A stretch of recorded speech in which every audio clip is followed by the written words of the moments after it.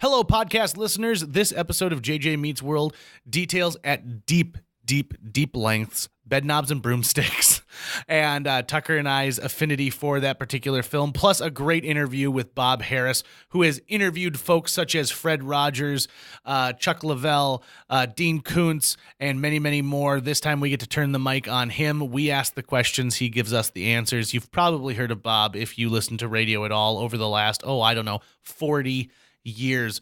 By the way, speaking of 40 years, we want to continue doing this podcast for another 40 years. The only way we can do that, though, is with a financial contribution from you folks. We put out every single episode for free, so if you have enjoyed this and you feel like donating a couple bucks our way, head over to patreon.com/JJ Meets World. $1, $2. Make your coffee at home instead of stopping at Starbuckery on the way to work. We sure would appreciate that. So sit back, relax, and enjoy this episode of JJ Meets World. 1, 2, 3, 4.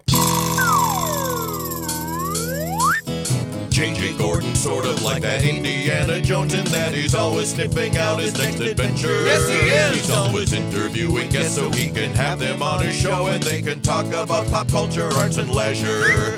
J.J. has his flag unfurled and he likes his french fries curled, and he's fun and then he twirled as he goes to meet the world. He will march into the rain even if his ankle sprained. Take a peek inside his brain. This podcast is called J.J. Meets World.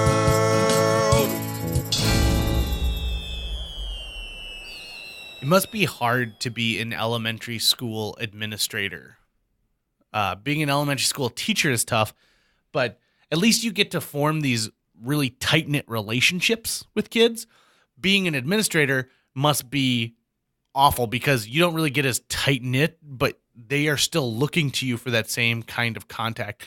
It's almost like they look to you the way I looked to my grandparents versus looking to my parents. If the teacher is my parent, the administrator is my grandparent. And it's got to be doubly tough when something like it starts to rain and you don't know what to do with a bunch of kids during recess. I remember the go-to at Claire Barton, where I went to elementary school, was they would show a movie in the like gym, which was also our cafeteria. So it would smell like ketchup, which was a little nauseating to me as a kid, but it would reek like ketchup. And they would show a film. I remember two films. One was a Disney movie where a raccoon was adopted by a family, not animated, live action. And at one point, there was someone trying to shoo the raccoon out of their house, and it was from his perspective, and it was a giant broom sweeping at him, and it freaked me out. And I thought, what are you doing to this poor little raccoon? All he wants is to open your refrigerator, pull out some pickles. And another one was a film called The Buttercream Gang. Huh. Now, if you're not familiar with The Buttercream Gang, here's the premise of it.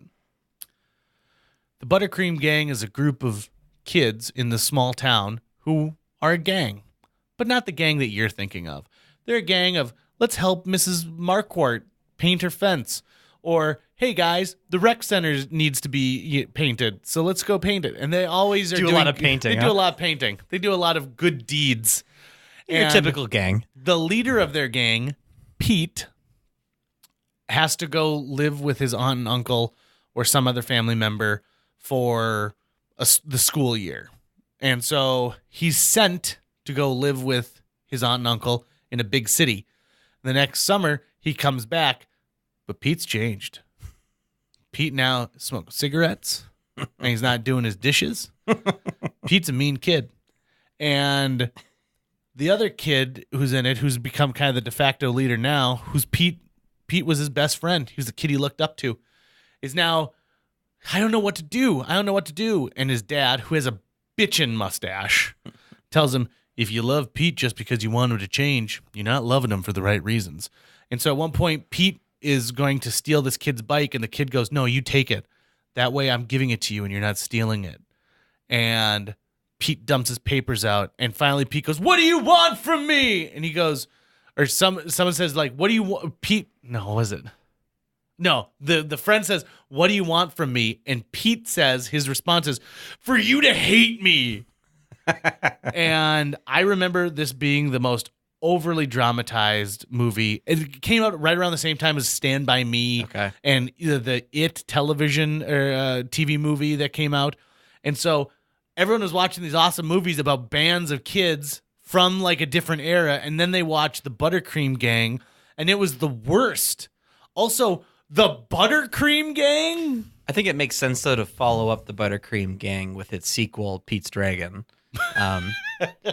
Because I think this time they're talking about heroin. Pete's Dragon is a story about when Pete tries heroin, and it's all about his wild trip that he takes. Which is what the film Peter Pan is. Yeah. If Disney's listening, I've got a great idea for a Pete's Dragon stage show that I think would be amazing. Because what's cool is, if you remember the old Pete's Dragon, the other people couldn't really see the dragon. Yeah. There were very few people who actually see Elliot. And so you could do so much with all these like stage effects. And then the music is so great. Lest we forget, too, that was at a time when Disney thought, oh, it's no big deal that this backwoods mountain yokel family has pretty much kidnapped this boy and is forcing him to be a slave. And teach him how to paint. Paint up and down the right way. Yeah. So obviously he didn't take all the lessons he learned during his gang days. Also, it's pretty presumptuous to say that Pete owns the dragon, don't you think? Yeah, it's true, right? You know, like, how no is one can Am really I your own a dragon? Really? Yeah. Is John C. Reilly an okay candidate for the dragon? Ooh, maybe. I feel like John C. Reilly should be, if you're gonna make my Pete's Dragon like musical, I think he should take the role of now I can't remember her name, but the woman who sort of adopts Pete, the kindly woman. Her father in the movie was played by Mickey Rooney. Yep. But this time, just have it be her brother. That's so instead of her father, it's her brother, and he could be the brother, because he's got a great song like a dragon, I swear I saw a dragon. I believe that those songs are written by the Sherman Brothers, who wrote a lot of Disney's most famous I'm songs. guessing they had something to do with the one and only genuine original family band. They did. That was a big one. The Gnome Mobile. Oh, I love the Gnome Mobile. Bed Knobs and Broomsticks, which is one of my favorite movies of all time. Hey, this is an interesting fact. So I proposed to my girlfriend at the time in Chicago when we took a trip over the 4th of July. The reason we took this trip to begin with was because they're making a Bed Knobs and Broomsticks stage show musical, and it was debuting at the Chicago Shakespeare Theater. And as we were getting closer, I'm like, why are these tickets not on sale yet? I want to go. Well, it's 2019. So I'm going to have to go back to Chicago next year so I can see this musical. Bed Knobs and Broomsticks, one of the most underrated Disney musicals of all time. Friggin' phenomenal. I was obsessed with the scene with the suits of armor where she's able to enchant all these old things. Yeah. Pretty sweet. And my sister and I would watch over and over again them fighting the Nazis, and them like one night he walks out and they're riddling him with bullets, and then he pulls his foot off and dumps all the bullets out. Because they're all inside. There's another great part where someone's trying to stab at it, and like just the helmet goes up, and like the arm comes off the side, and it still is fully in locomotion. Although when they go to the cartoon world, and that bear is fishing, and they get caught in his hook, the Isle of Nabumbu, there is no bait on his hook. It's a baitless hook. He's just been putting this hook in there, and so by sheer luck, he happens to capture the bed that they're on. But I mean, that's just going to give you a false impression of what fishing is like. That bothers you. Got to bait your hook, man. Well, I mean, here's the thing. He doesn't have any other fish when he pulls them out. He's clearly unsuccessful. Yeah, so he's maybe not the best, but he's also supposed to be a sailor. From his outfit, you're to assume that this bear is some kind of a sailor, which is interesting because there's no boats on this island. Maybe they kicked him out of the Navy, and that's why. But his fishing skills weren't up to... Because you fish a lot in the Navy, I'm assuming. Would he lose his magical property? So here's the thing. In Bed Knobs and Broomsticks, there's a wizard who gathers up all of these animals, and then they end up on this island, and his magic amulet gives the animals human qualities. So they've got a king, they've got clothing. Heck, they even learn how to play soccer. And... I think some animations get reused from like the Jungle Book or something too. Oh, a lot of it, yeah. I mean, the soccer game is like, hey, we'll have a 20-minute sequence that really doesn't involve take a lot of the character designs from Robin Hood. And... Yeah. But here's the thing. So they steal the amulet. They need the amulet because it's got the magic words that's going to help Angela Lansbury, a.k.a. Murder, She Wrote, stop World War II. So, and then the movie where Murder, She Wrote stops World War II. Yeah. So she doesn't stop it because he then goes off at the end of the film. Yep. To be in the military. She merely stops a Nazi assault on the shores of England. Yep. That's what she does. So, but they steal this amulet and they bring it back, and then the amulet disappears because how could something from, this other world last in our world? And she's like, I should have known. Stupid Angela Lansbury. If you watch Bedknobs and Broomsticks right before you watch Raiders of the Lost Ark, that's going to make it's going to make a lot more sense for Raiders, because now it's like, oh, that's why Hitler was obsessed with the occult, because they tried to invade England and a witch on a broomstick summoned demon suits of armor and drove them off the Isle. So that makes much more sense that's why they're pursuing the Ark and other I want to make paraphernalia. I want to make sure I get this point out because I keep trying and we keep getting, so just shut up for a second. Just be quiet. Okay, so I'm saying I'll be quiet right now. They steal this amulet, and I'll just let you finish saying what you're saying, and then I'll be quiet. Which has been giving all of these animals this life. So when they stole that amulet, did those animals revert back to their natural selves? Did they completely ruin the livelihood and the new life that had been established on this? Because if I remember correctly, the last thing they see of that world is them being chased after by the lion, right? Yep. Like these animals are in the distance running after them, but you're right, we never see them revert. Right. So although she does cast a spell and he turns into a bunny rabbit. I'm not certain that the amulet has to constantly be in play for them. Like, it's either imbuing them temporarily with an anthropomorphic style, or it just turned them into that. Now it's just hanging around. It's a powerful amulet. They probably could have used it for other things. Right. Like joining the Nazis if they wanted. Lastly, to follow up on this conversation about Bedknobs and Broomsticks, which let's go watch this. We watched the Flintstones in the previous one. Let's go watch Bedknobs and Broomsticks. I have wanted to make a movie based off the old Home Guard for a long time. So there was a sitcom in Great Britain that was very popular called Dad's Army. And it was something based off of real life during World War II. They took all of these gentlemen who were in their 60s and 70s who had served in previous wars for Great Britain, who are now too old to be on the front line, but they still needed someone to protect their own shores. Gotcha. And so in Bedknobs and Broomsticks, you might remember at the beginning, it's call out the Navy, call out the tanks. But we're at an age right now where we have some elderly British comedians who would make a phenomenal old Home Guard movie. John Cleese, all the Pythons, all the Python guys. all the Pythons.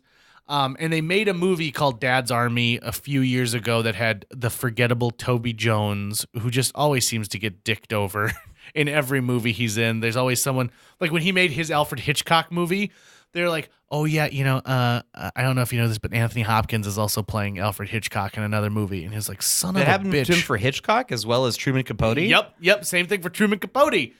Toby Jones, the actor, not Toby Jones, the Emmy-nominated animator. Correct. The Toby Jones that we do not have direct contact with. Exactly. Not the Toby Jones who directed me as a high school principal where we used his dad's office to film. But and I saw the movie Dad's Army. It wasn't great. They just didn't. I don't think they kind of got the right sensibility for it. So like McHale's Navy? Kind of. And it had some well-known British comedians. The guy who played Dumbledore in the last few Harry Potters. Michael Gambon. There we go. Catherine Zeta-Jones was in it. But it didn't hit the mark. I think that a Dad's Army or an old Home Guard movie made by Disney would be amazing, especially if they have to, the same idea where they have to fight off a Nazi invasion and everyone's written them off. You know, someone they wouldn't think to cast right away, but they should completely cast for that movie would be Ian McKellen. Oh, great choice. Because he is brilliant comedically, and he never gets a shot at doing Stewart, that. too. Patrick Stewart as well, who is now going to be doing more Captain Picard. Do you hear about that? You're very excited. Yeah, I heard it from you. That is the best thing I've ever heard in my entire life. I cannot wait for new episodes with Patrick Picard, and I have Patrick Picard. Double P, Jean-Luc Picard, and I have to assume that some of our TNG favorites are going to show up again. Oh yeah, like Beverly Crusher. If I have an uncle who I want to get on the show at some point, he's had a long history in radio. Uncle Paul, shout out to Uncle Paul. And if he ever comes on, we're going to be talking basically two things: baseball and Star Trek. Sold. I like that. Speaking of guests, we should probably intro our guest for this episode. His name is Bob Harris. You may have heard of him if you listen to things like radio. Yeah. Bob Harris has been on the radio for now over 40 years. Wow. This was a big get for us because Bob gives us a school in how to interview people. Yeah, he's not used to being the one answering the questions. He's used to being the one asking the questions. I was really excited when he agreed to do this podcast. I work with him during the day in my day job on radio, and he's one of the most fascinating people I've ever met in my entire life. He tells some very interesting stories. Make sure you stay tuned for his Fred Rogers story. Amazing His Fred story. Rogers impression is spot on. It's fantastic. And I also get Glenn Campbell, Gordon Lightfoot, and just some guy mixed up in this. And so I apologize to Bob in advance for that thing. But I think you guys are going to get a real kick out of this episode. Bob Harris is our guest. And so without further ado, enjoy this episode of JJ Meets World. JJ Meets World. My guest today is Bob Harris. Now, full disclosure, we're recording this in the morning, and usually I'm featured on Bob's show on KFGO in the evening. Correct. So we're really flipping the script here. I haven't seen this time of day in a long, long time. Yeah. Well, I appreciate you getting up and heading over here. You were kind enough to have me on your show recently to talk about JJ Meets World, and I promised on that interview that we were going to get you on JJ Meets World, and so I'm excited to get you here. You kept your promise. I did. The first time I was ever invited on a radio program was onto Bob's show.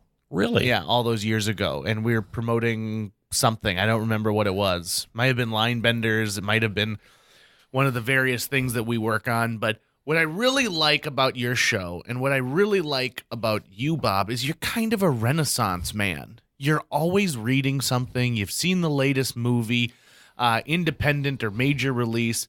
You're also a guy who loves music. You've got an encyclopedic.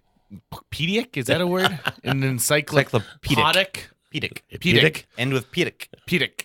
Knowledge of music. And so I think you're going to be a really fun guest to have on today. So let's start the conversation with this. Sure. Was about a year and a half ago, you and I were both excited about a movie called Wiener, but they were different movies that were called Wiener. Yours was about wiener dogs, and mine was about Anthony Weiner. That's true. Both at the same time, and we had about a 5-minute conversation before at the end, it was like, wait a minute, we're talking about different movies here, aren't we? Like, these are two different movies called Wiener that happen to be coming out at the same time. I would never have thought that something like that could happen, that they had two movies with the word wiener in it. I know, and we weren't talking about a porn either. No. You know, that's what's really well, amazing. Kind of. Yeah. I guess, yeah, mine Yours was kind of, yeah. You're a pretty huge supporter of movies in the Fargo-Moorhead area, not only the movies that are showing, but movie makers as well. So tell me a little, why do you like movies so much? I was actually in a movie once. Were you? Remember when they had the 48-hour festival contest? I was actually put into a movie. I had gone to I can't forget the guy's name now, but the guy who was putting it all together. And I said, I'd love to try this once. He says, we have a late entry, and he's looking for cast members. So my producer at that time, Scott Sorm, and I got the guy on. We chit-chatted a little bit, and we said, do you think you would have a spot for us? And he says, oh, sure, obviously.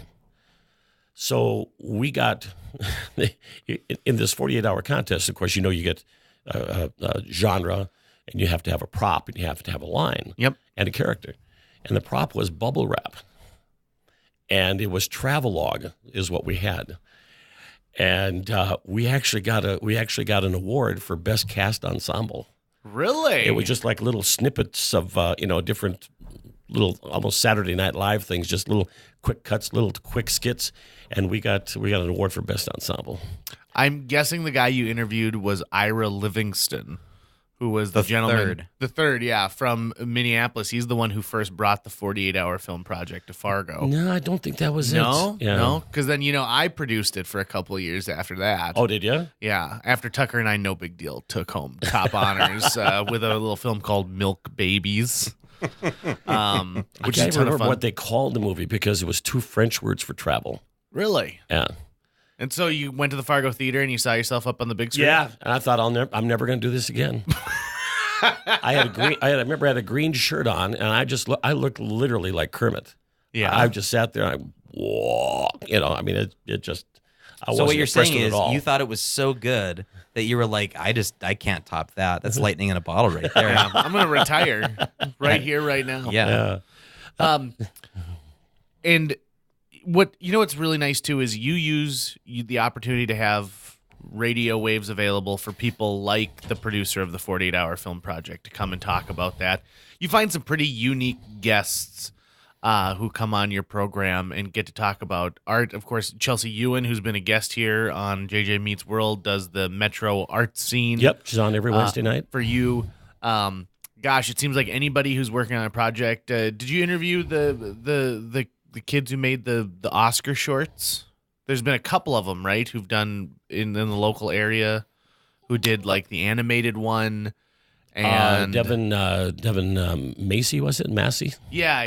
That sounds about right. I had him on, and I was so shocked because it was presented at the Fargo Film Festival, and I feel this little tap on my shoulder, and I turn around and look, and I said, he goes, Bob Harris? I said, yes. And he says, hi, I'm Devin. I'd never met the man. I only had him on, via the phone. And he goes, yeah. He says, my mom pointed you out to me. That's the Bob Harris. Yeah. So that was pretty funny. And then the other one was Devin Seawold. Is that how you pronounce the last name? Yeah. Sawwald. Whatever. Sorry, forgive Devin. me, Devin. But he's another hugely talented kid in town. And he just graduated, I think, from Moorhead High, last year before. And he's been on a couple of times, too. He took a couple of my improv classes I taught at the FMCT, and I was like, this kid's going to go places. I could tell immediately from and he was only a 5th grader at the time. Yeah, and they were in the 48-hour film project when he was 12 years old, and he got silent film and a cop and robber genre or something like that, and it was fantastic. Just fantastic. We've got a lot of talent in the Fargo-Moorhead area, and sometimes people take that for granted, that there are people here making some pretty awesome things. And they've been making things even before it was easy using modern-day computers. You look at some of the folks who were making movies back like in the early 90s and doing tape-to-tape editing. Ugh, no thank you. Did you ever have to do tape-to-tape? Yep, that's what I learned editing on. Was my very first year of taking video production from Greg Carlson, which we just spoke about in a previous episode.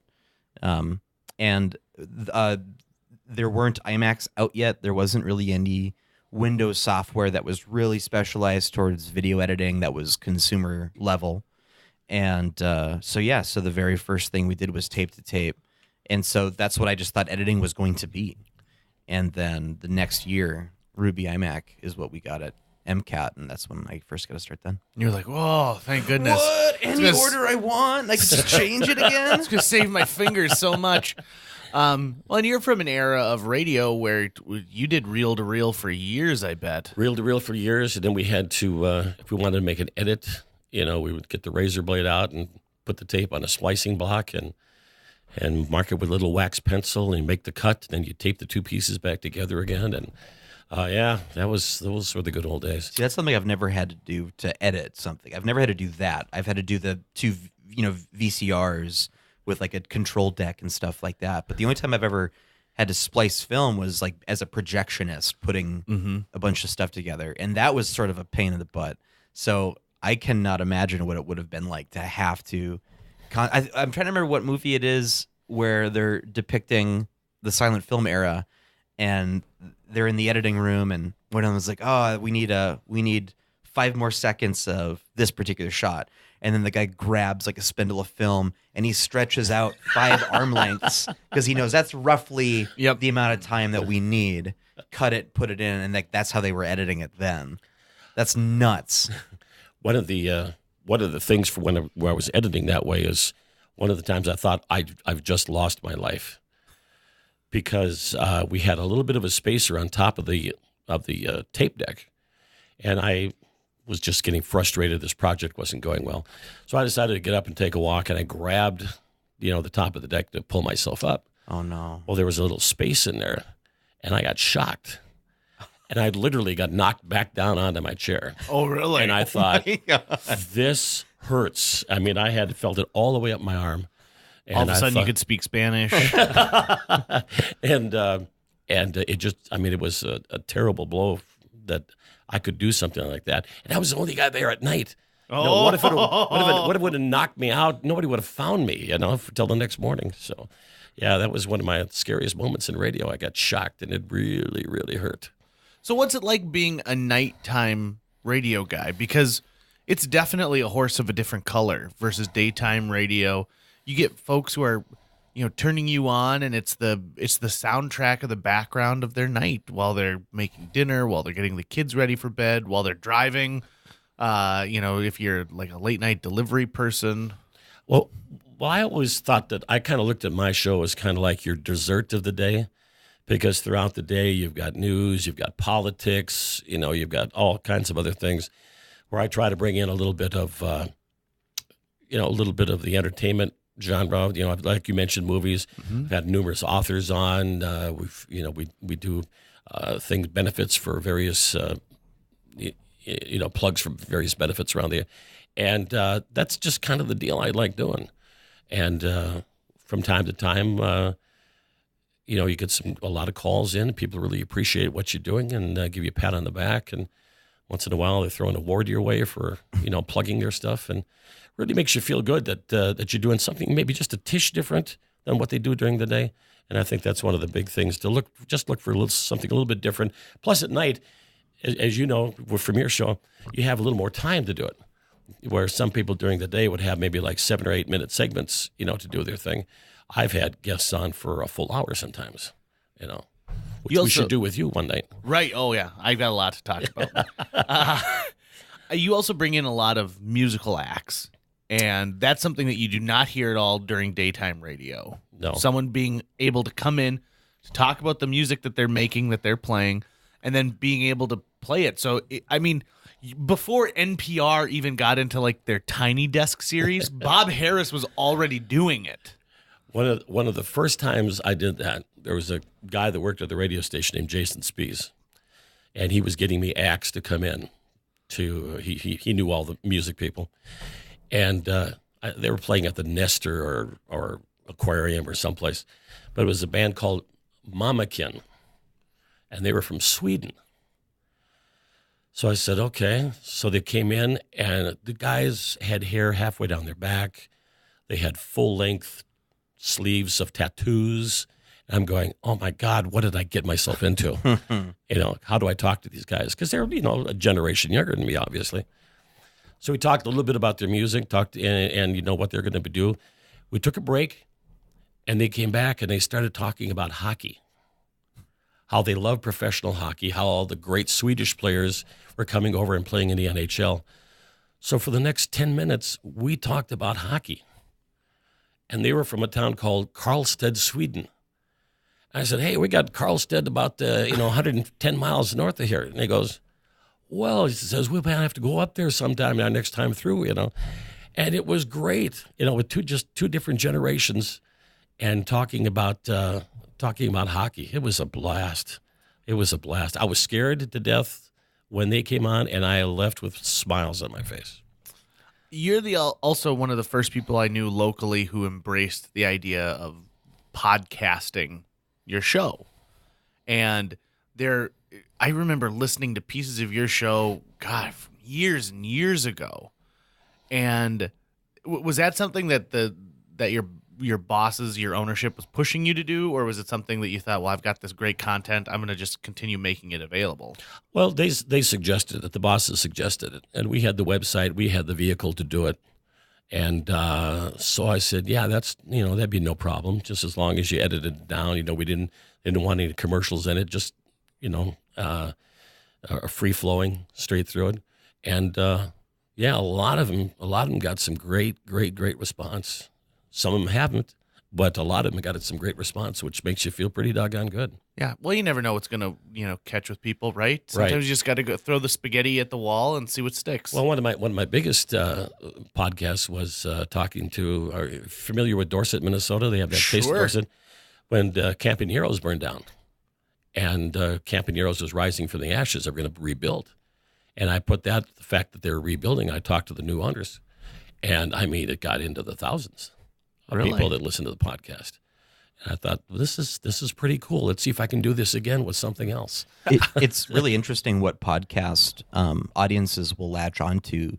Our most downloaded podcast for JJ Beats World right now is where we interview Alex Rydell, who's an undertaker in town. And the whole episode is basically us just asking him questions about what it is like to be an undertaker. What is the life of a funeral director? Where does all this come from? Why do we do it in this way? And that's like, for some reason, that particular episode is one that people have really latched onto. So it's really interesting what a podcast audience will want to listen to, and for a long period of time. I think that there's something, people latch onto universal stories, right? So even though folks have never met Alex Rydell in real life, they don't know Tucker or myself, everyone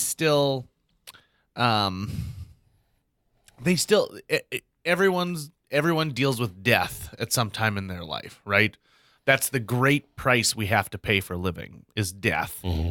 And so it's not surprising to me that that's something that clicks into them. And same thing with, the rebuild, to see something burn down and to have the courage, the strength, and the tenacity to rebuild from the ashes. The story of the Phoenix has been, every culture has a story that's similar to that. So it's no wonder they got into that. Plus that little kid was that little kid the mayor in Dorset at time? Oh, yeah. Two of them, brothers. They are at one time were separate 4-year-old mayors. Yeah. Have you ever followed that story? No. So Dorset every year has a mayoral election during Dorset Days. Taste of Dorset. And a little kid ran for mayor. I mean, it's a ceremonial title. Yeah. It's a buck a vote is what it is. It's a fundraiser. So this little kid went around campaigning, had little buttons, and wanted to be the mayor of Dorset. And so, sure enough, he gets elected mayor. And it made national news, international news probably. Tucker and I, when I would go down to Kentucky with him to visit his grandmother, a nearby town named Rabbit Hash, Kentucky, would have the same thing where you could nominate people for mayor. And when we were there, a dog was mayor who had just narrowly beat out a donkey. Yep. As the mayor of Rabbit Hash, Kentucky. Yeah, Rabbit Hash has a long storied history of four-legged mayoral candidates. In fact, didn't they make a movie about it, or they might have? I'm not sure. Documentary, or something like that. Rabbit Hash certainly has appeared in different collections of sort of Americana, and so it's a tourist trap. Is the whole town is a tourist trap technically? Mm. I think they're delightful, by the way. I think Cormorant, Minnesota, has had a dog for a mayor. Really? In that Cormorant area. Village? Yeah. Oh, I'm gonna have to check that out. I think he just retired. Speaking of Kentucky, though, my grandmother listens to radio at night. Like, that's the time that she listens to radio. That's what she falls asleep to, and that's what's playing throughout the night as she's sleeping. I wish she listened to your show, but she listens instead, and I'm not kidding, this is my 96-year-old grandmother, to Coast. Oh, that's on after me. Yeah, and she plays it at full volume. Because she can't hear very well. And so there were many times where I would just be me staying with my grandmother, and in the middle of the night, I wake up to whatever's happening on Coast to Coast. And there was one night where I woke up in the middle of it, and it was a special on people who would do white noise recording, and then they would claim that there were spirits being recorded in the white noise. Like if you were to just record in a room, you would pick up the sound of ghosts, right? And so I wake up to this recording being playing of this ghastly voice saying, "Get out of my house." And I lost my mind. I have a story for that. Well, I want to do quick time out here. I was with Tucker on that trip, and we both had a horrible night's sleep that night. Tucker was given this little side den that Mama Luke, his grandmother, was in, and so that's why he heard the radio. I was on the other half of the house in this room that was like a big fishbowl because it had these huge giant windows. And in the middle of the night, I woke up and I looked out, and there was the biggest horse I have ever seen staring at me. And it was maybe like 4 feet away from this window. And I crap you not, a burst of lightning. And I saw, like, at first I was like, I don't know what that is. The lightning hits, and I see the giantness of this horse with its one eye just focusing on me, and I almost pooped my pants. The thing is, though, is that JJ actually got off easy because while he was in the fishbowl room, I was in the porcelain doll room. Yeah! Because my grandmother, my lovely, wonderful, beautiful grandmother, for years, her main hobby has been porcelain doll making. So she's got 500 to 600 porcelain she dolls. Pours the heads and everything pours the like heads, that. Sometimes makes her own molds, but makes all the outfits and everything. And that at that time, that was the porcelain doll room. So I would wake up and see 100 beady eyes looking at me from lifeless, child-sized objects that were just mounted on the wall. Yeah, those trips to Mama Luke's house were intense. We got to get her on the podcast. We do have to get her. But you've got a story to tie in. Well, see, I told you you'd be good at this podcast. It was another guest, a couple of guests, and they were from the FM Paranormal Group in town, and they had gone to do an investigation at a house in Lisbon, and they came back. And they were on the show, and they were playing back some of these recordings like you were talking about. And, it's oftentimes you don't know what they're saying until somebody tells you what they're saying. Yeah. Then you can hear it. Yeah, you're hearing that. So then they asked, are you the little girl that haunts this house? And you hear this, yeah, maybe. Ha, ha, and hear a laugh. So I thought, this is really, I really don't believe in ghosts. I really don't. But I said, I'm going to do some research. And I went down, it was in Lisbon, and I called the county recorder and the county auditor, and I called everybody down there. And I got the address of the house, and I got a list of all the people who have owned that house since 1905. And then from Mark Peel over at the Clay County Historical Society, he gave me a website where you could check funeral plots in the entire state of North Dakota. You find out where people are buried. So I got to the counties. I got to the names. I'm comparing. I'm cross-referencing. And here's a name fits. 86 years old. That's not it. And all of a sudden, bing, 1943. A 6-year-old boy has passed away. Lived at that address. So and then I called and I said, I found out his cause of death, and it was drowning. Well, I had the lady who was being haunted. I called her at her house in Lisbon. I said, I got to ask you. I said, because usually ghosts stay at their place of residence or the place very close to where they have passed away. And I said, you have water near where you live? And she says, yes, we have a creek that runs through the backyard. And I said, okay. Then I went to the newspapers, and they found the story. And here what happened was, it was a November night, cold November night. Two boys were out there. They're playing on the ice. Ice broke, and one fell through. And he died. He lived at that house. So that was why he goes, yeah, maybe, because it wasn't a girl. It was a 6-year-old boy. And that freaked me out. That really freaked me out. Did it change your opinion when it comes to ghosts? Not really. Not really. But I thought the coincidence was unbelievable. Yeah. Just unbelievable. A 6-year-old boy.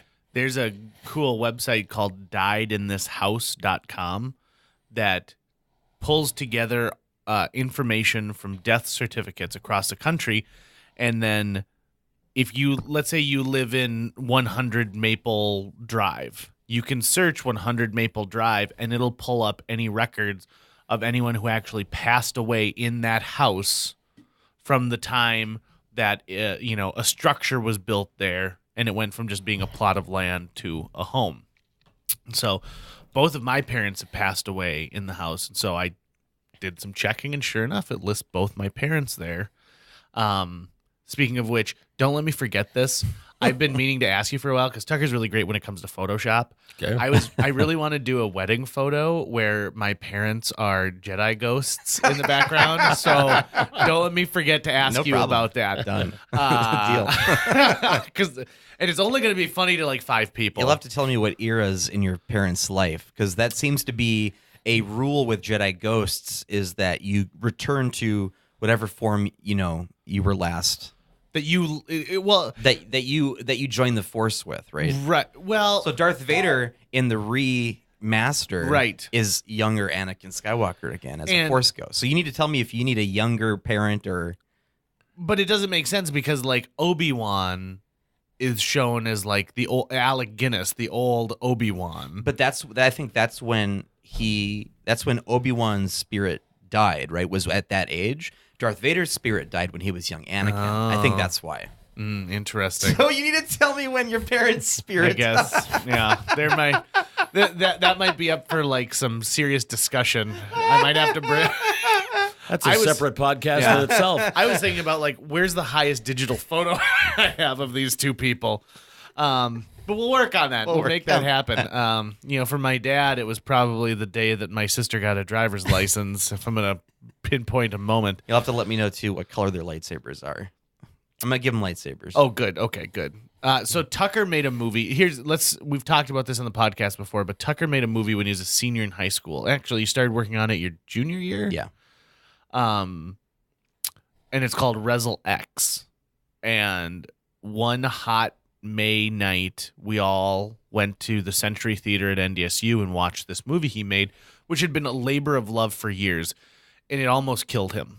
As a senior in high school, this is probably the closest you've ever been to like having like a stress ulcer. The moment that my soul died? Is that what you're saying right now? I'm saying this is the moment where Tucker realized a fundamental truth that all creative people have, which is sometimes you just got to give birth to the baby. Yeah. Like you just got to get it out there.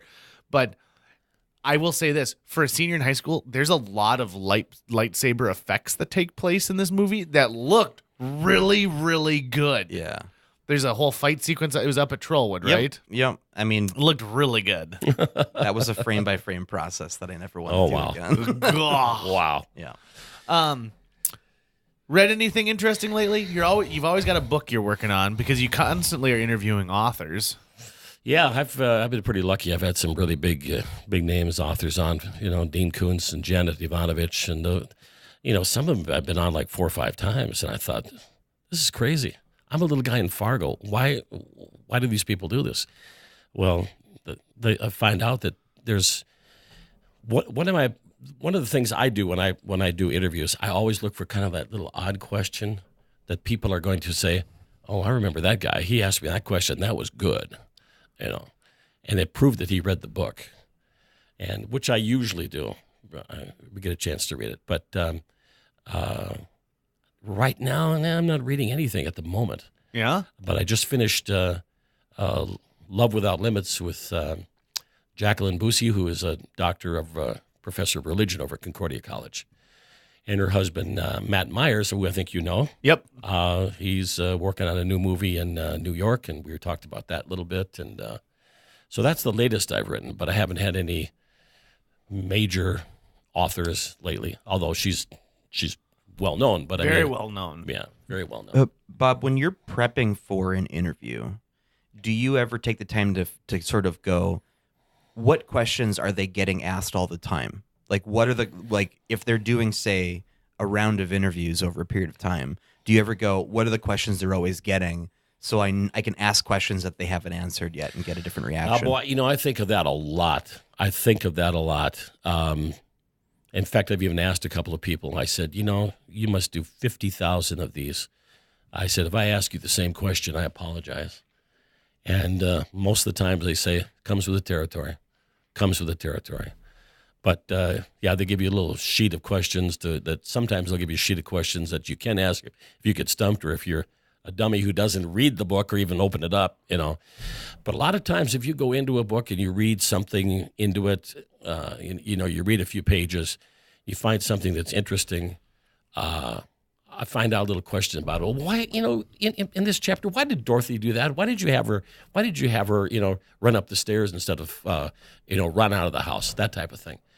And that's what I think is really cool, that they, I guess I mentioned it already, that they think you've read the book. And like I say, most times I have. And they really appreciate that, to know that I read a book by Homer Hickam. Do you remember him, October Sky? Oh, sure. Yep. Yeah, it had to do with his mom, a true life story. His mom was given an alligator for a wedding present from Buddy Ebsen. What? It was a true story. And they moved up north.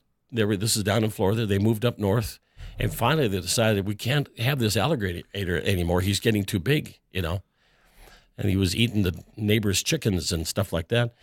So the adventure was of them getting this alligator back down to Florida and to release him out in the wild in the golf courses someplace.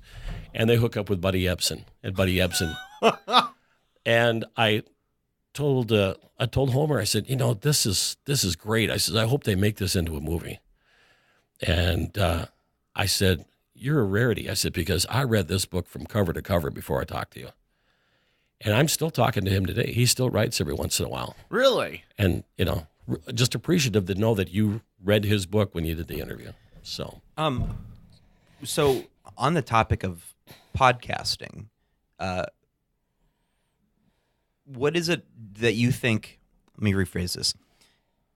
Can you talk about the difference in scope that you can have with a podcast when a podcast is something that is disseminated via the internet versus, a mile radius that maybe an AM or an FM signal is being sent out to the people in a certain area? So you interview Dean Koontz, and you potentially basically have an audience for anyone who is interested in listening to Dean Koontz speak, no matter where on the planet that they are. That's one of my faults, where I'm one of those guys that has a trouble networking things out. I know I should get that out farther and farther out, but usually what I'll do is I'll get it on my page. I will more than likely put it on Twitter, and then they always want a copy, or the link, I should say. The publisher wants the link of the interview.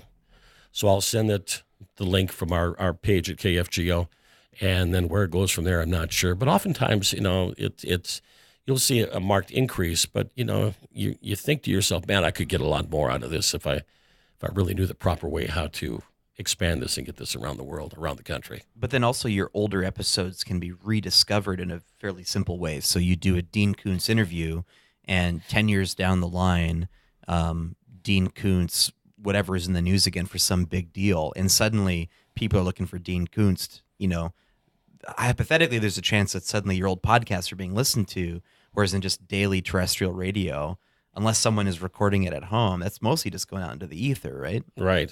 Do you remember Baxter from Baxter and Justice? Sure. So he gave Scotch Noel Anderson a piece of advice that Scotch then gave me at one point. He says, when you're working in radio, when you say something, it disappears. The second that the sound of that word is gone, it disappears, and it's done, and it's over with. So don't stress the small stuff, right? Just, if you didn't say it right this time, just say it right next time. Just move on with that. But I think to Tucker's point here, that's the beauty of the podcast, right? So I'm saying these things now, and 5 years from now, when Bob Harris is picked up by the Rolling Stones to be their new, biographer, people will find this and discover it again, and a whole new audience can gravitate towards it. And so that's got to be interesting to know that some of these interviews that you're doing are going to live forever. Like, let's say that you had an interview with Dean Koontz, and Dean Koontz decided, I'm retiring from writing, or he's lost at sea. He tried to sail around the world and his ship disappeared. Boom, all of a sudden you've got a new audience. Do you ever look at the analytics for your podcasts? No. I'll bet you they're being listened to all over the country, all over the globe. Because you've got some tell us a little bit about, you recently had an interview that required an interpreter, but not for a manner you're thinking. This, I think, is fascinating. On Facebook, Facebook sometimes you get these suggested people to be friends with. And I found one that came across was a female bodybuilder here in town by the name of Elizabeth Galvin. And she's been through so much in her life. She lost her right arm from the elbow down she got it in a ringer, an old-fashioned washer ringer. It got pulled out when she's 3 years old. She's got Usher's syndrome, so she can't hear. She can't speak. She's mute. And she sign languages with the one hand. And she's had like 4 or 5 major back surgeries. And now she's working at bodybuilding to help. And she's doing a tremendous job at it. But I wanted to tell her story. So she came, I wrote her, and she says, I'll be able to do that. I said, can we get an interpreter to come in? And where I'm sitting at, if people can picture this, close your eyes. Not if you're driving. Close your eyes. The interpreter is sitting right next to me, to my right, immediately to my right. We had the microphone swung over to her, and Elizabeth sat a little bit farther down the table. And I was asking the questions, and the interpreter was doing the sign language. And then she was returning, Elizabeth was, the language to her, and then she was telling the interpreter, was saying over the air the return response. But while she was doing this, she had Facebook up and was just on her and giving her the answers. And it was an amazing half hour because I never had done something like this before. I didn't know if this was going to work, and the only complaint I got is that she had a huge deaf audience that was going to be not listening in, obviously, but going to be tuning in, and they were going to watch her, but they couldn't hear my questions. Oh. They didn't know what I was asking. So then later on down the line, I get a note, and she has had somebody translate all the questions. So on that video of her that night when she was in the studio, there are now my questions posted below it.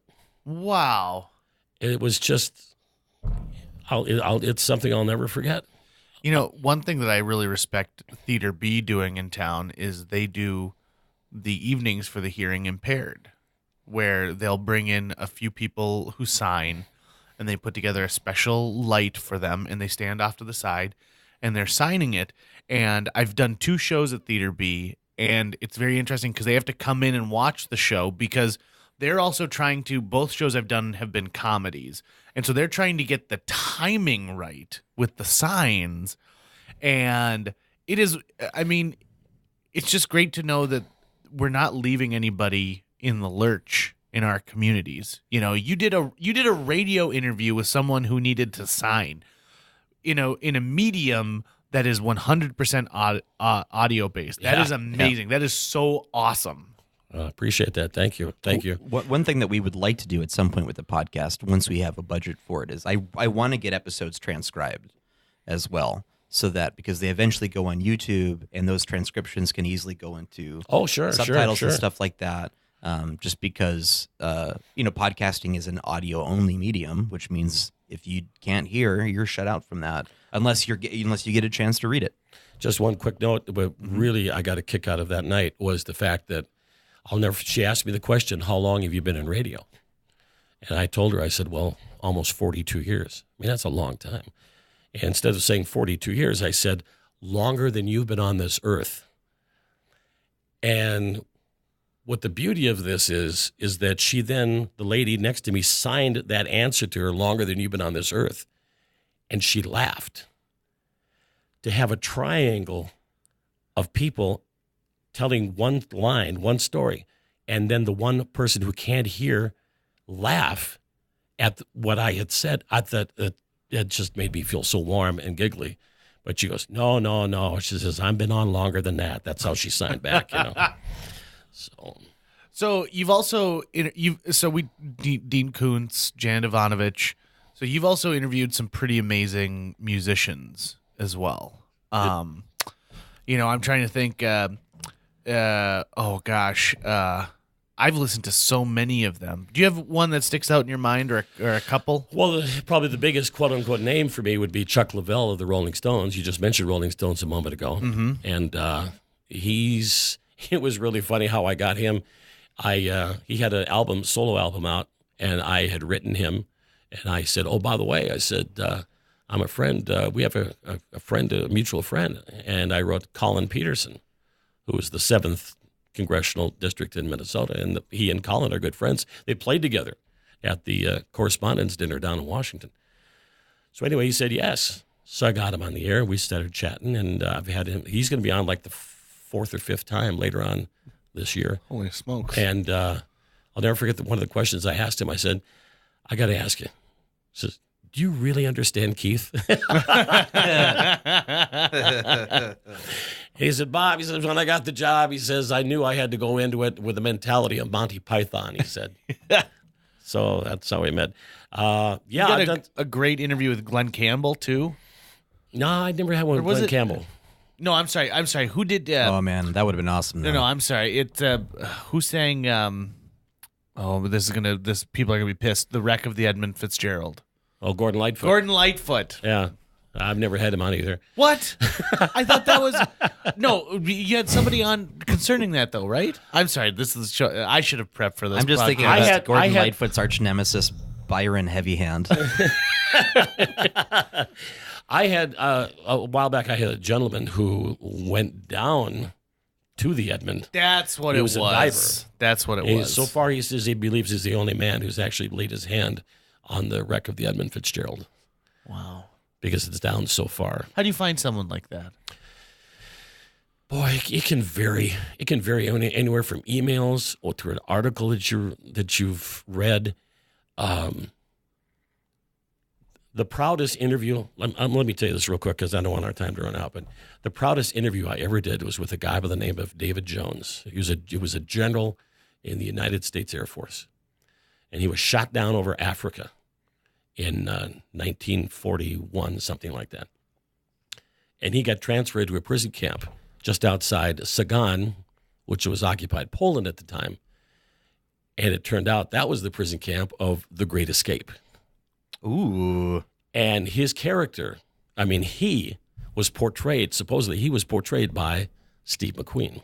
Really? So I had an hour-long conversation with him, and it was the most amazing information. We went through the movie, and he said, he says, that was a pretty damn good movie. He said, except for that Steve McQueen. I said, what do you mean? He says, all that motorcycle thing. He says, that never happened. So everything else happened. Everything else was almost right on the nose. He says, but that never happened. And when he talked about the escape, and for folks who haven't seen it, it's a fantastic movie. They dig a tunnel that's over 300 yards long, and they have an air raid, and the lights go out, and 76 men escape, and 3 of them made it. And I mentioned that to him. I said, well, I hate to do this, but let's talk about the 50 who were shot. They rounded up 50 of them, pulled them over to the side of the road to take a leak, and the Germans shot him right there on the roadside. And he literally, I could hear it more than 50 years later, I could hear the tears in his eyes when he was talking about it.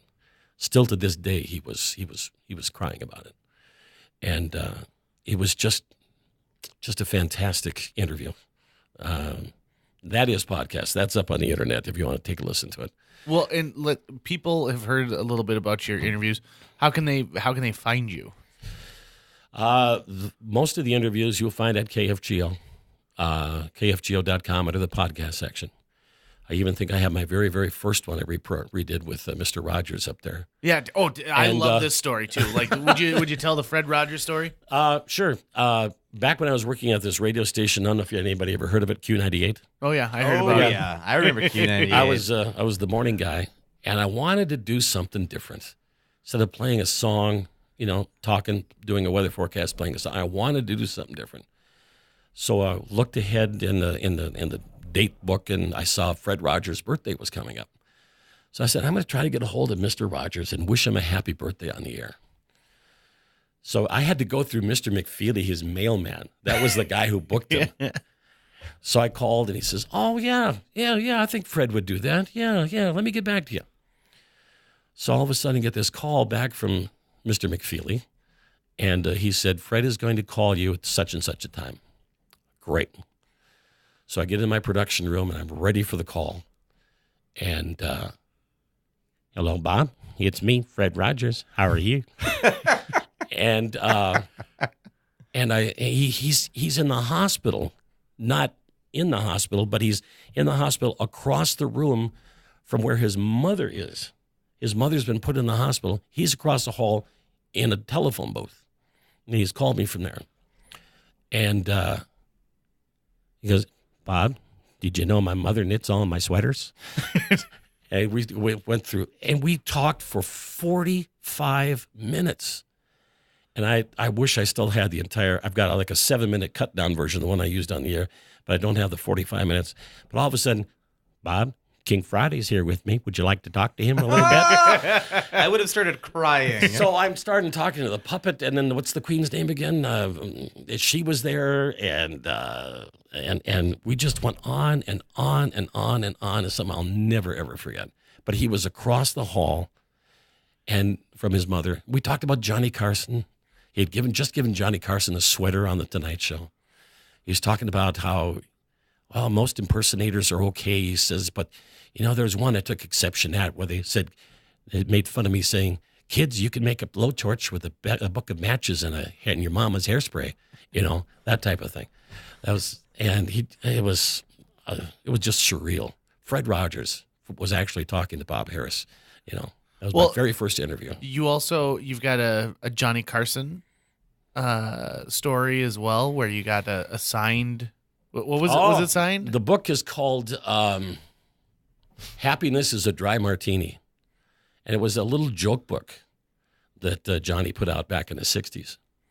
And my aunt bought it for my dad, and I never got to look at it because when I was a kid, they had these little figures where the ladies didn't have anything on, and just little drawings. And after my father passed away, we found the book, and Johnny was off the air by then. It was like 1995, 96, something like that. And Carson Productions was still going. So I called Carson Productions in California, and I said, I've got this book. I said, it was my dad's, blah, blah, blah, blah, blah. I said, do you think Mr. Carson would sign it? And they said, oh, yeah, he'd do that. Really? I said, okay. So I put it in an envelope. Then I put it in another envelope with return postage, so they'd have to pay anything to mail it back to me. And a few days later, I called and I just said, I'm just kind of curious. I says, did it get there? And she says, yep. Says, Johnny's already signed it. He says, and we put it in the mail yesterday. So I got it back. And sure enough, there's Johnny Carson's signature. And you flip it open to the very beginning, and there was a facsimile of Johnny Carson's signature that came out in every book. Flipped it a couple of pages, and there's, in ink, Johnny Carson. It looks just exactly the same as the one in the book, facsimile. So I've got that framed now and put up on my house. Well, those are the type of things where when someone's after you're gone and someone's cleaning out your house and they're finding tapes of Fred Rogers and Johnny Carson's autograph, there's a really rich history there. And I really appreciate you bringing that to listeners in this area, and then listeners across the nation now with your podcast on KFGO.com. You don't have to name a specific name, but was there anybody who you found out was just a total and complete douchebag? I've only done one of those where someone who I would consider almost a hero turned out to be just a royal dick. Well, if are you asking him to go on the record? Will you go on the record and say who it was? Yeah. I said he doesn't have to name names. I really can't. I'm a real dick.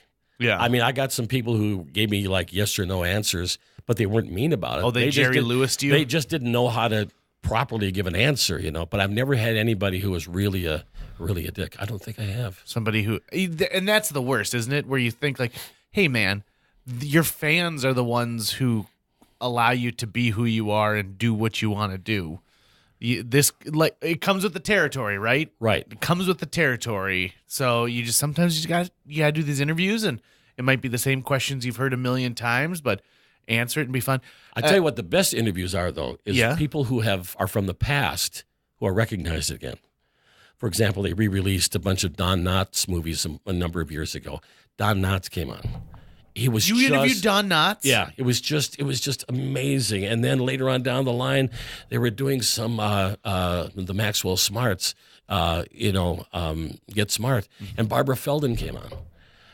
And I said, Barbara, before you go, I said, you got to do that little growl you do at the end of those perfume commercials, And she was, I said, you made my day. And you talked to Karen Allen, who we all know from Indiana Jones, as well as Animal House. Animal House is right after they released Animal House, like 25th anniversary of Animal House or something like that. And she was telling me it almost did get made because they didn't have a big name in it. And they signed Donald Sutherland, and then they got the money, they got the funding. I hear that's how Hunger Games work too. And they all he did was show his rear end, So this is just a quick aside. You mentioned Get Smart, which was a show I was really into as a kid. It was on Nick at Night, and I would see it all the time. I saw first run. You saw first run. I don't know if I'm opening my dad up to any legal liability right now, but I'm just going to go for it. My dad wrote an unauthorized Get Smart play for junior high school students to perform called The Rocket's Red Glare. And I hadn't thought about that play for years until he mentioned Get Smart, and I went, "Oh my God, that play exists!" It's an amazing story. So you know Bill Lucas, you know Tucker's dad, sure. Ole from the Red Hawks, amazing educator, just a top-notch teacher, and I love this story because he had promised the kids the year before when they heard that there was going to be a Get Smart play that they could do the Get Smart play the next year, and Bill got it in his hands, and it was just bad. I think he said it felt like a money grab where someone, just really didn't get into it. And so Bill took matters into his own hands and wrote a Get Smart play that would be perfect for a middle school. Mm-hmm. And The Rocket's Red Glare. The Rocket's Red Glare. We should have a reading of that sometime. Oh my God, yeah. We gotta find that. Someday if you want to. I mean, if you ever thought about it, I've got the script for War of the Worlds too. Really? Yeah, I wanted to do that one night. Not one night, but Tom one day. Cruise movie, or no? This is the This is the 38 version. Oh, okay. I wanted to do that one night. Then all of a sudden, well, I don't know if we can. There's copyright issues. Blah blah blah blah blah blah blah. But it's got to be out of the copyright now, right? Well, 1938. You would almost think so. Oh, I think it probably is public domain at this point. But it was. Let's do it. So. Or we'll change enough of it, like, oh, they're giant bugs. All right, Bob Harris, before we let you go here, let's do one last question. Sure. Why the heck do you like karaoke so much? I was scared, as to put it in the words of Crosby, Stills, and Nash, when I played Woodstock, we were scared shitless. Yeah. Okay. Is it fun to swear into a microphone? Yeah. I've never, all my years on radio, I've never done it. Never had one word slip out. Really? Yeah, I have. Now what? Really? Yeah. I said shit the week that we were flipping stations, and I found out that the top brass at corporate was listening to see if they were going to keep our morning show. So, whoops. No, for years and years, there was this Make-A-Wish karaoke thing down at the Teamsters, and for years, people were trying to get me up to sing, and I just didn't want to. I was horrible. I didn't think I was very good. So one night, apparently, I must have had one too many, and I went over to a place called Divas and Rock Stars. Over in West Fargo? There was like 7 people in the whole place. And 4 of them were talking, were paying attention. So I got up and sang one song. And 3 people, you got one of those. The next night, I went over to Make-A-Wish, and I sang in front of 450 people. And what was really amazing about it, was really funny, was that all of our staff was to the right of the stage, and all of a sudden, hey, that's Harris. And they all come running around and watching me sing Dead Skunk by Loudon Wainwright III. That's amazing. No, I like it. It's a lot of fun. And you became a regular at Divas and Rockstars so much that are you included on that list of people when they do those mini reunions? Yeah, they reach out to you. I have been. To be blunt, we were talking before we went on with the podcast, but when I got divorced, I didn't have anywhere to go. I mean, that was my family for a couple of years. Oh, that's cool. I would go there like 4 or 5 nights a week, and if I wasn't singing, I was, BSing with the people, and that was one of those that really kind of saved me, those folks over there, because they were like family and they treated me like good friends, and we're still all friends today. Oh, and it's a great group of people there. Jill from over at Divas and Rockstars. Jill Carlson. Yep. Have you ever been down to see her show in Holly? She did that yes, holiday show a twice. couple years. Great show. Yeah, I loved it. My sister was in the last one. Was she really? Yeah. Well, and so it's weird. This how small of a world is. My mom and your sister became friends, and so that closed the gap between our worlds a little bit more from there. Then you played trivia on Tuesday nights, and then I ended up working in the building that you're in, and all of these things keep going. And then, the next thing is we got to get you on the Line Benders stage again. He did a skit with us. We played the game radio call-in, and it was the most legit thing ever because Bob actually knew what a radio show should sound like. It was great. I gave a couple of answers and people laughed. They had a good time. Then there was the third answer in. I mean, I heard crickets. I mean, it was so bad. It was fun. Yeah. Can we get you up there again to do some more line bending? We'll do it sometime, you bet. I like it. It'll be a lot of fun. Awesome. All right, Bob Harris. People can find you on KFGO.com. You go to Nighttime Live. Yeah, Nighttime Live, and I'm also on Facebook, Nighttime Live -KFGO. What about, do you have a Twitter handle or anything like that? Bob Harris KFGO. Okay. Yeah. And you're not writing the Harris Happening anymore, are you? No, that was kind of a separate deal. They moved me to later on in the nights, so that was kind of all my Harris Happening was a quick little happening between 6 and when the Twins started. Did you write for one of the magazines though under that name or one of the local papers? Yeah, I don't know what they call it now, but it was the Extra then. Yeah, I had a little column there. Because I think you can still find those if you Google. Yeah, they're still on. They're still on. If you Google Bob Harris, Fargo, North Dakota, get ready for about 70, 80 pages of results. There's a lot of great things out there. You find a great story about how my dad painted a teacher's car pink, and also out of spite. No, it's a great story, but we're running out of time. And we also painted the only Pink Panther, Steiger Pink Panther. It was the name of the vehicle was a panther, and some guy wanted it pink. So Steiger didn't do it. They let us do it, and it got shipped down to Oklahoma, and there's a huge story about that. You'll find that in the if you Google me as well. Well, there you go. Bob Harris, thank you so much for coming on JJ Meets World. Appreciate it. Thank you very much, Tucker. Thanks. Thank you. JJ Meets World. Well, that does it for this episode. Thank you so much to our guest, Bob Harris. By the way, folks, if this is the first time you've ever listened to JJ Meets World, why not subscribe to us? You can find this on iTunes. You can find us on Spotify. You can find us on Google Play. Heck, if you Google JJ Meets World, we're finally the first thing that shows up instead of that strip club in Miami. Thank goodness. By the way, we also are currently accepting donations to the podcast. We keep this thing going based off of donations we get from folks like you. Every single episode is free to download and consume. So if you head over to patreon.com/JJMeetsWorld, we sure would appreciate you taking a look at that and seeing if you can give us $1 or $2 to keep the lights on around here. Speaking of the lights, we recently changed out some light bulbs, and special thanks to not only my producer, but the handyman of JJ Meets World, Mr. Tucker Lucas. You can find Tucker on the World Wide Web by going to moonbasemaria.com. You can also check out my contact information, your host with the most, at linebenders.com. It's got my email address. It's got a mailing address. Just stops showing up at my house, and the neighbors are getting a little angry at all the RVs parked in front of our place. That does it for all of the things that we have going on right now. JJMeetsWorld.com. Find us on Facebook, JJ Meets World. We're posting great stuff and brand new content all of the time. What is the unacceptable number of X's you would see on your clothes before you would consider taking magic pills to lose weight? Maybe 4 X's, 5 X's, 7 X's, 9 X's, 13 X's, 12 X's, 12 X's. Thanks.